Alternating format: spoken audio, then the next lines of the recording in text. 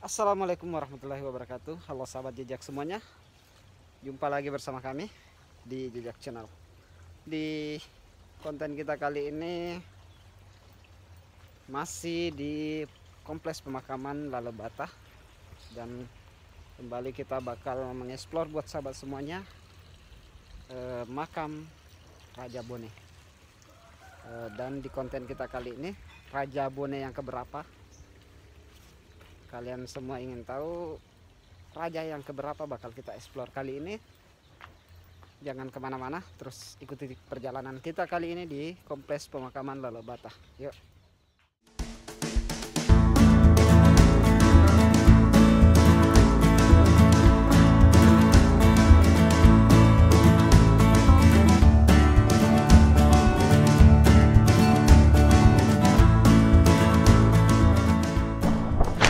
Oke sahabat semuanya, jadi kita diantar oleh bapak pengurus makam kompleks Lalebata.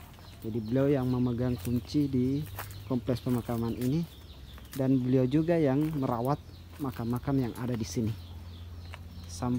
bahkan sampai renovasi makam di dalam itu beliau yang kerjakan. Karena dari sejak dulu, dari kakek beliau itu memang sudah dipercayakan untuk memelihara makam ini sampai beliau. Dan alhamdulillah sekarang sudah dibuka gerbangnya, kita bakal masuk ke dalam. Nah sahabat semuanya, sekarang kita sudah berada di dalam. Jadi yang bakal kita explore kali ini yaitu makam Raja Bone yang ke-27 di belakang sana.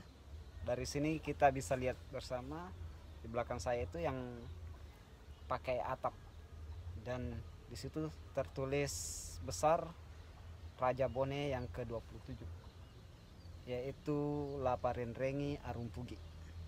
Jadi kita bakal lihat makam dulu. Ya. Ya, Raja Bone ke-27 Laparenrengi Arumpugi, Sultan Ahmad Muhyiddin Matinroy Riaja Benteng.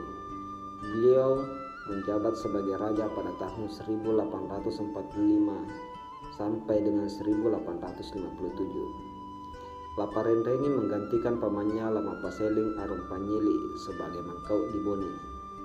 Laparenrengi adalah anak dari Lamapaiwa Arumlompu Tomalompo Ribone, saudara kandung dengan Matinroy Risalassana. Sedangkan ibunya bernama W. Tabacina atau Baucina Karengkan Jenne, anak dari Pasanrangi Peta Cambange Arum Malolo Sidinreng.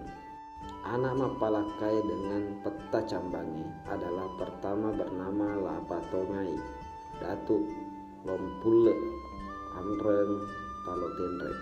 Inilah yang dipersiapkan menjadi adat Tuan Sidenreng. Akan tetapi Peta Cambange berperang dengan saudaranya yang bernama Lapangurisen, sehingga kedudukan tersebut direbut oleh Lapangurisen. Anak kedua bernama Launru Arung Ujung, ketiga bernama W. Tabacina Karengkan Jenne, dan yang keempat bernama W. Batari, meninggal di waktu kecil. W. Tabacina kawin dengan Lamapaiwa Arung Lompu Tomalompo Ribone. Anak Mapalakai dengan Peta Cambange berikutnya adalah Tuan Calo Arum Amali, Pemarilaleng Bone, Ramreng juga di Talotenreng. Berikutnya bernama W. Rukia, dan berikutnya lagi bernama Siti Saira Arung Lompu. Siti Saira kawin dengan anak sepupu satu kalinya yang bernama Singkeruk Ruka Arum Palaka Matinroy Rito Pacing. Dari perkawinannya itu lahirlah W. Patima Bandri Arum Timurum Laparenrengi Arumpugi, yang telah diangkat menjadi Arumpone dan masih tetap didampingi oleh pamannya yang bernama Lamapangara Arung Sindri. Dan khutbah Jumat nama Arumpone Laparenrengi disebut sebagai Sultan Ahmad Saleh Mahyudin.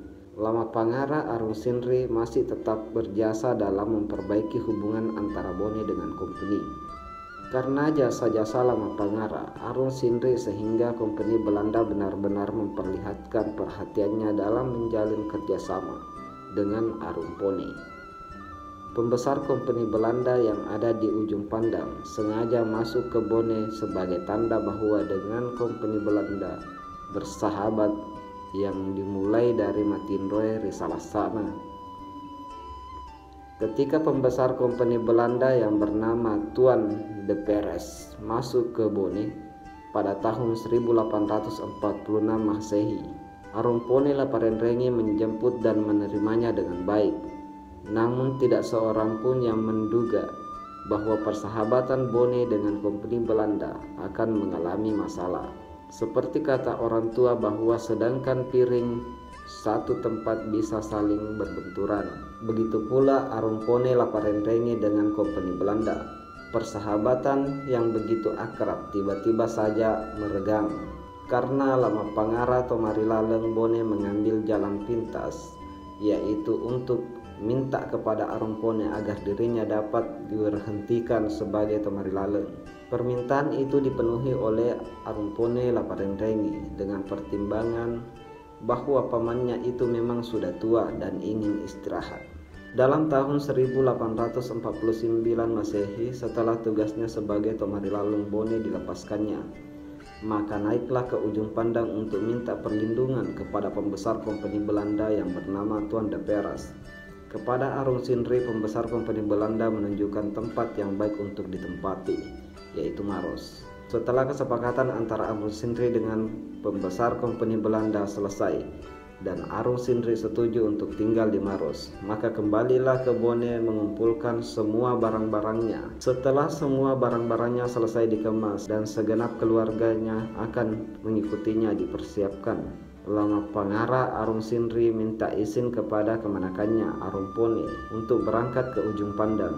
Arumpone Laparentrengi melepas kepergian pamannya diikuti oleh beberapa keluarganya. Arung Sindri bersama rombongannya berjalan menelusuri hutan, melewati Lapariaja, akhirnya sampai di padang yang luas di Maros, di tempat yang telah ditunjukkan oleh pembesar kompeni Belanda, yaitu tempat yang bernama Sessoe. Di tempat itulah Arung Sindri dengan seluruh pengikutnya singgah dan menetap. Kepada pengikutnya dibagikan tanah untuk digarap sebagai sumber penghidupan dan keluarganya. Arung Sindri yang dikenal sangat patuh dalam melaksanakan syariat Islam, maka ia pun merasa tenang dan aman dalam beribadah di tempatnya yang baru itu. Beberapa saat kemudian Arung Sindri memilih suatu tarekat untuk lebih mendekatkan diri kepada Allah Subhanahu wa Ta'ala, yaitu tarekat Halawatiyah. Pergi ke Baru menemui seorang ulama yang bernama Haji Kalula. Inilah yang membimbingnya untuk lebih memperdalam ilmu agama Islam yang dianutnya.